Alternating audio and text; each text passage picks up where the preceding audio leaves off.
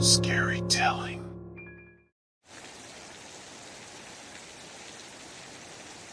I've always been known for my laughter. As a child, I would laugh at anything and everything, and my infectious giggles could light up a room.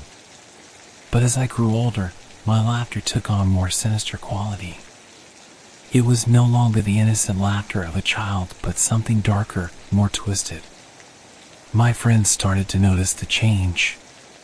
They would look at me with concern as I cackled uncontrollably for no apparent reason, my eyes darting around as if I were seeing something that wasn't there. They would ask me if I was okay, but I couldn't explain what was happening to me. I just knew that something had changed inside of me, and I wasn't sure if it was for the better. One day, my friends invited me to a party at an old, abandoned house on the outskirts of town. They thought it would be a fun way to spend the evening, and I agreed to go along. But as we made our way to the house, I couldn't shake the feeling that something was off. As we entered the house, I felt a chill run down my spine. The air was thick with a cold, ominous presence, and I could hear strange noises coming from deep within the house. My friends seemed excited to explore, but I felt a sense of dread growing within me. We moved through the house, with each step sending shivers down my spine. As we entered one of the rooms, I felt something brush against my arm, but when I turned around, no one was there. My friends didn't seem to notice, but I knew that something was happening to me. And then, it started.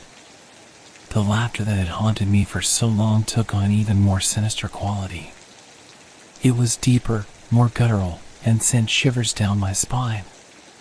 My friends looked at me with concern, and I tried to control myself, but it was like something had taken over my body. As the night wore on, the laughter continued, and I could feel something building within me. It was like I was no longer in control of my own mind, and I was just along for the ride.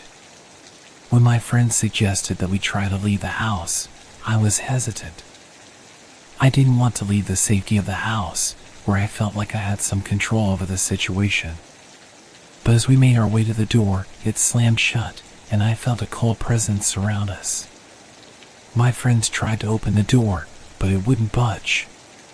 Panic set in as we realized that we were trapped inside the house with no way out.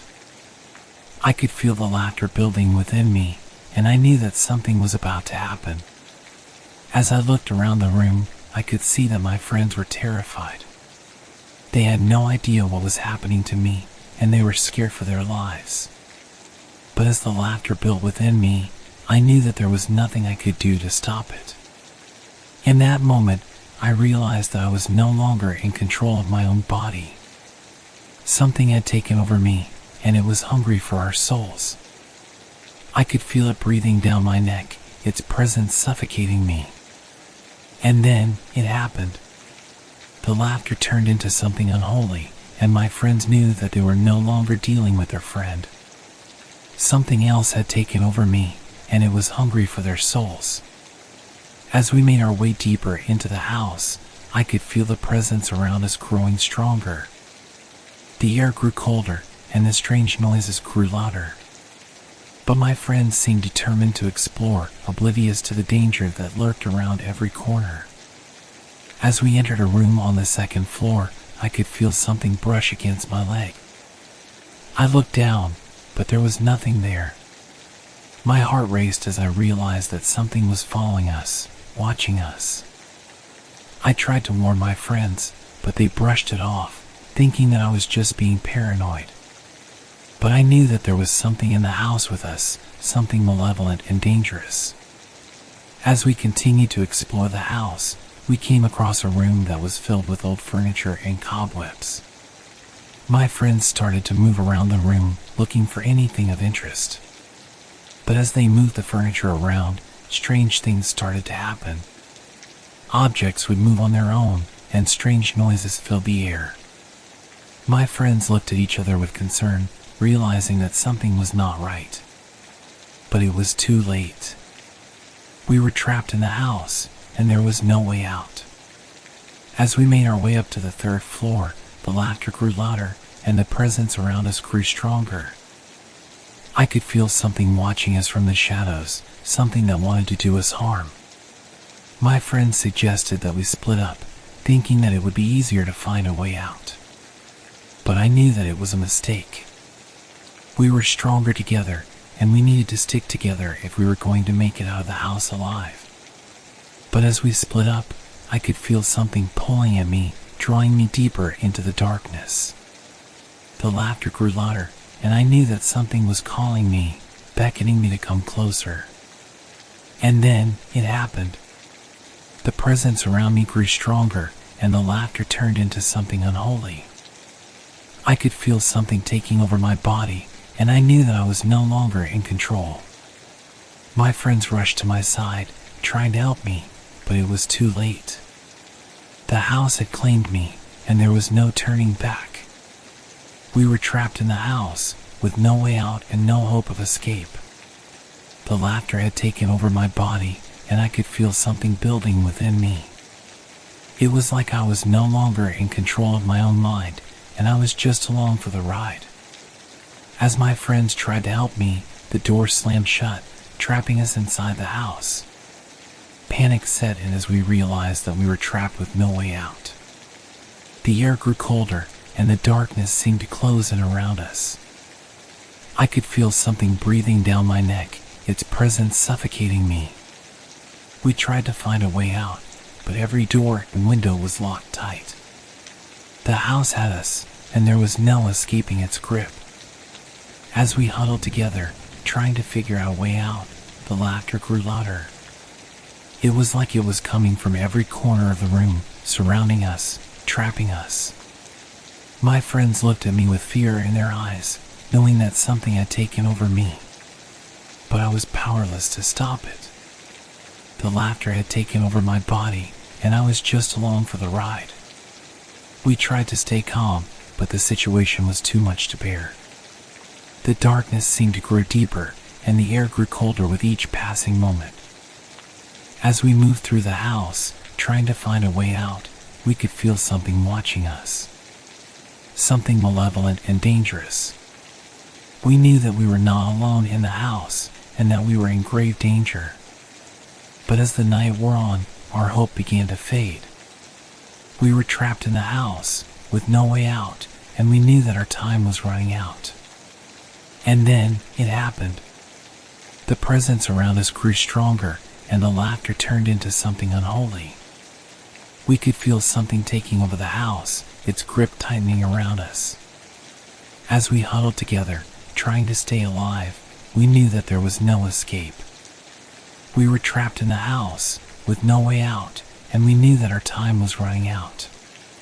The laughter had taken over my body, and I could feel something building within me. It was like I was no longer in control of my own mind, and I was just along for the ride.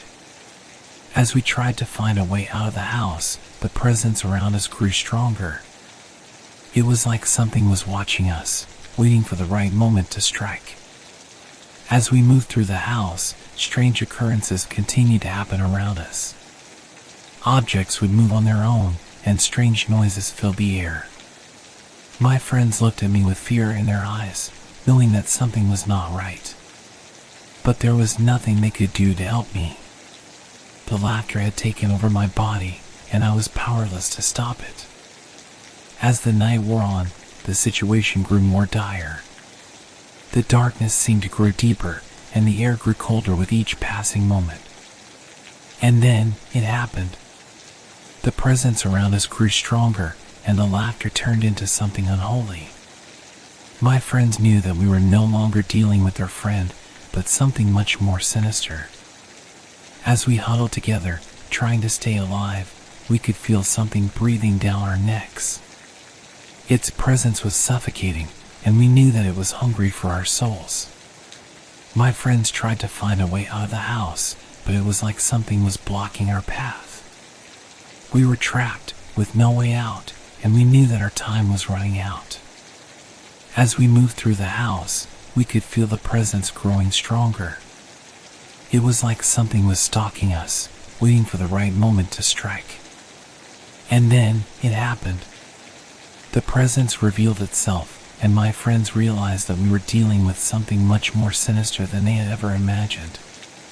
The unholy presence had taken over the house, and it was hungry for our souls. We could feel its grip tightening around us, and we knew that we were in grave danger. My friends tried to fight back, but it was like something was controlling our every move. We were powerless to stop the unholy presence, and we knew that our time was running out. As we huddled together, trying to stay alive, we realized that we were facing something much more malevolent than we had ever imagined. The darkness seemed to close in around us, and we knew that there was no escaping its grip. We tried to pray, to beg for forgiveness, but it was like something was blocking our prayers. We were trapped, with no way out, and we knew that our time was running out. As we faced the unholy presence that had taken over the house, we knew that our time was running out. It was like something was controlling our every move, and we were powerless to stop it. My friends tried to fight back, but it was like something was blocking our every move. We were trapped, with no way out, and we knew that our time was running out. As the darkness closed in around us, the unholy presence revealed itself. It was like nothing we had ever seen before, something ancient and malevolent. We tried to pray, to beg for forgiveness, but it was like something was blocking our prayers. We were facing something much more powerful than we had ever imagined. As we huddled together, trying to stay alive, we knew that our time was running out.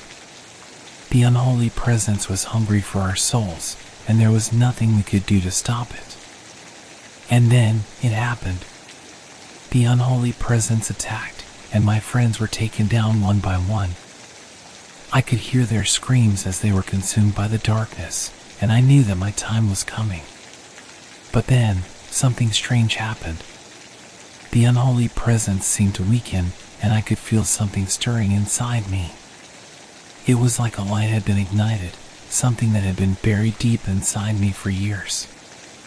As the light grew stronger, the darkness began to recede, and I could feel the unholy presence weakening. It was like something had been lifted, and I knew that I had been saved. In that moment, I realized that the unholy presence had been feeding off my fear and my despair. But with the light that had been ignited inside me, I was able to break its hold. As the light grew stronger, I could feel the darkness receding and the unholy presence growing weaker. And then, it was gone. The darkness was lifted, and I was free. As I made my way out of the house, I could feel a sense of relief washing over me. It was like a weight had been lifted, and I could finally breathe again. But as I looked back at the abandoned house, I could see the darkness still lingering within its walls. It was like a reminder of the evil that had once dwelled there, a warning to others to stay away. In the end, the abandoned house was left as a monument to the evil that once lurked within its walls. But for me, it was a reminder of the light that had been ignited inside me and the power of hope over darkness.